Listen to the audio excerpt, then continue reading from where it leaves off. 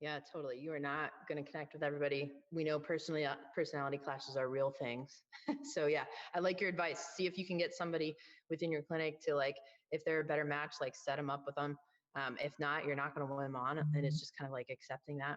I would be very curious to hear a couple of you guys, since we have a couple more minutes left.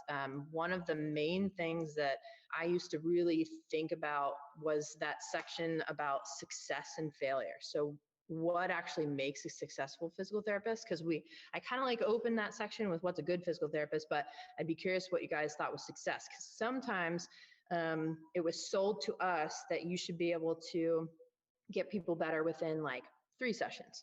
That was like an emphasis. Honestly, one of my students just showed me the website of a place that he's thinking about applying to, and they were trying to guarantee that they could get you better in 3 visits.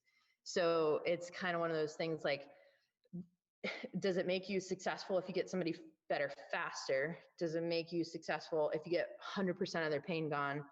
Are you successful if they're independent? Like, I'd be curious what you guys thought. Like, what if you were to say, like, I'm thankful because I'm a pretty successful physical therapist. I'd be curious what that meant to you guys. So if anybody has any 2 cents on that.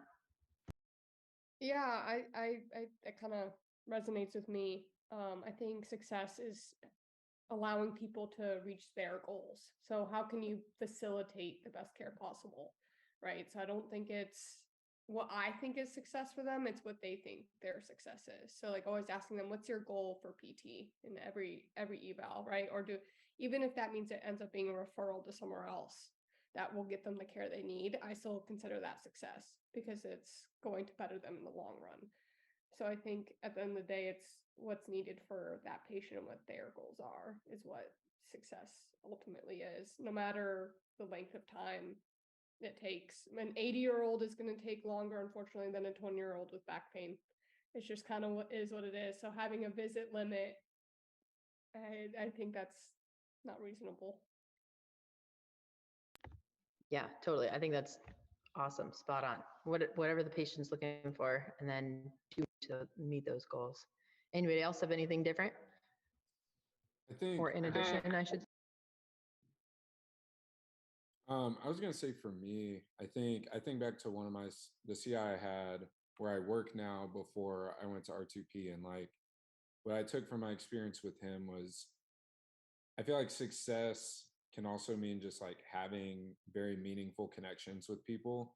Because I think like he left a couple of weeks after I started to start his own practice. And like for 6 months after he left, patients were still asking, like, oh, where's Phil at? Like, how's he doing? And it's like this whole just cascade of like I don't know. I see success as, yeah, there's tangibles, there's objective measures. Like we want people to get better, but like also leaving an impact on people and like making them think that PT was a good experience. Because without getting on a soapbox, like I heard all the myths about like, or the myths of like what PT, like what bad PT was as a student. And I was like, surely like it's not that bad out there. And then I started seeing more and more people, and I'm like, oh, so what's your like previous experience with PT? And so often it's like, oh, I just laid on a table and like did some stuff and like didn't see the therapist and like went on my way.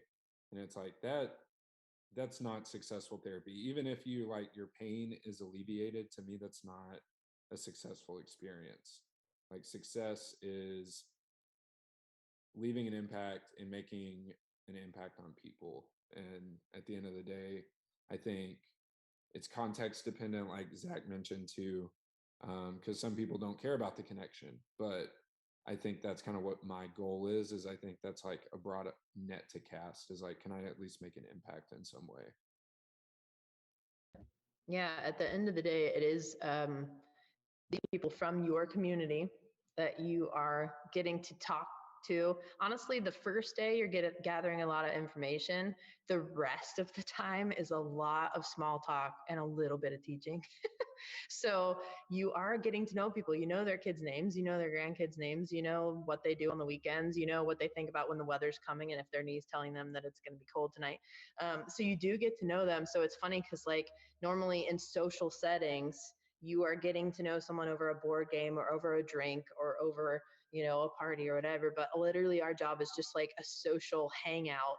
And at the same time, we get to do something to really try to help somebody. So it is kind of remembering that it's just, and that's kind of like why I wanted to stick at least a small version of that leadership section in there, is like, we are part of that community and we're leaders in the community. And if we can make an impact, make a difference, just because the fact that we're coming face to face with people every day, I mean, that's huge. So being successful might literally just be that connection, if that's what they're looking for. But no matter what, it's trying to figure out that that person is welcomed in the space, they trust you with their care, and they're willing to come back a second, third time, whatever, because of the fact they really want to get better. So one of the successes that I was using for a long time was if they came back.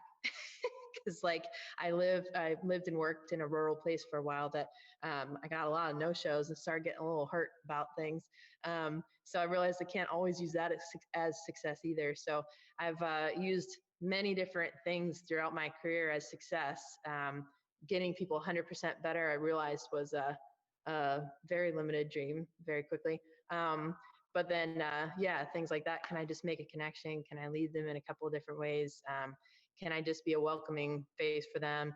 My grandmother had leukemia, and she was getting kind of like in-home care from a physical therapist for a while. So I know that you guys were saying, I think it was you, Tyler, that you were saying you did a little home care, or somebody was doing a little home care at a time.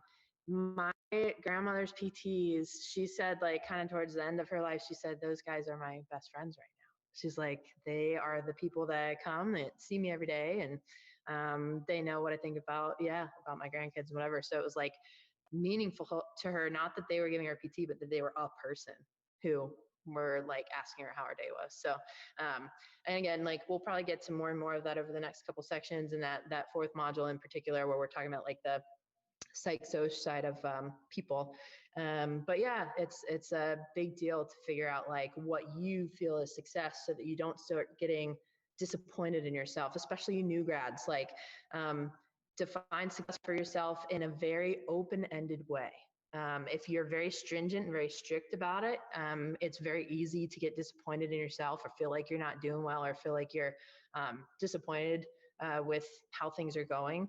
But if you have a very open-ended definition of success, especially individual to individual, or like Zach was saying, context to context, you'll get a little less frustrated with yourself and be willing to just kind of keep going and offering your best care to everybody every day. All of us, I wrote a little bit about imposter syndrome in there, but if you guys need to talk about that another time, like, we all get it. You're going to feel like you just don't have it together and you're not sure what's going on. But as far as a successful person goes, if you are at least considering yourself an imposter, then that means you're willing to learn. So just kind of keep that in mind, that I think Josh posted something about that the other day too. So just have that open-ended definition of success, and like a very limited definition of failure, because honestly, at the end of the day, you guys are just taking your time to like try to go out and help people, which is huge. So we could have picked a lot of other jobs that paid better, had less student loans, and less notes. So we picked this one, so we'll stick with it. So just because of time, I want to be kind to you guys about ending on time. So anybody have anything else in particular to wrap? Open-ended. The last thing I want to do real fast is content-wise, like as far as this call goes, is this okay? Like, cool format for you guys? Hours okay? Getting everybody to kind of like dive in and talk a little bit? Okay. If you have anything you'd like to dive deeper on, just post in Facebook or something like that. I know that this is not a Facebook generation, but if you want to dive in a little deeper, go and stick stuff on there. No judgment whatsoever. There's no dumb questions. If anything, as you get through more of the content, it stands out, stick it in there. Maybe now that we know each other, we can be a little bit easier to chat with each other on there. And then I would say too, if you have particulars, since now we kind of know how the calls go, if you have particulars in the next section or any of the sections that you're like, man, I really want to talk through this specific thing because it stood out to me, stick that in the Facebook group too, so we can plan like particular questions or particular like conversations about it too. The third module is the one that has the most like science, nitty gritty, that kind of stuff in it. So I would say especially that section, just because it's broad, it's kind of huge. But yeah, any feedback that I can get from you guys, the more we can make these calls worthwhile for you, and then make the Facebook group worthwhile to you. So this is your thing, your cohort, it is what you guys want to make it. So just the more feedback we can get, the better we can make everything. So let us know. But so pumped to have all you guys. So good to finally put faces with names and all that stuff. So it's been a pleasure. But everybody have a awesome night, and we will see you in a month from now for my call. But then just make sure you read that email for some of the calls from the other guys from the academy. So they're looking forward to meeting you too. So sound good? All right. Have a good night, everybody.